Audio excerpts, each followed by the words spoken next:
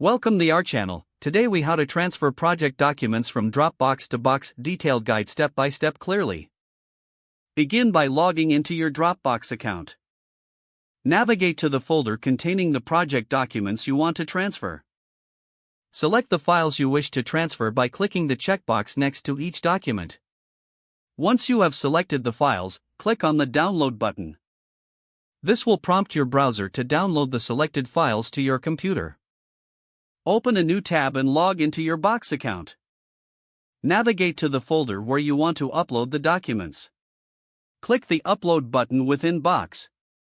Choose Files from the drop-down menu. Locate the files you downloaded from Dropbox in your computer's File Explorer. Select the files you wish to upload. Click Open to begin the upload process.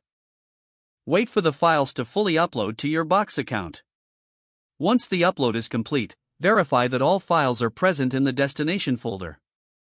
If you have multiple files, you may also consider using Box's bulk upload feature for efficiency. To do this, click the Upload button and select Folder if you want to upload an entire folder at once. Choose the folder containing your project documents from your computer. Click Open to start the upload of the entire folder. After all files and folders have been uploaded, organize them as necessary. You can create new folders within Box to categorize your documents better. Finally, ensure all project documents are correctly transferred and accessible in your Box account. This concludes the process of transferring project documents from Dropbox to Box. If the page does not load, refresh the browser or try again in a private or incognito window. Make sure you are using the correct email address, then retype it carefully to avoid small typos.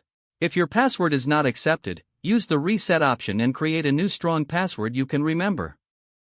Check your spam folder for verification or security emails, then complete any requested confirmation steps.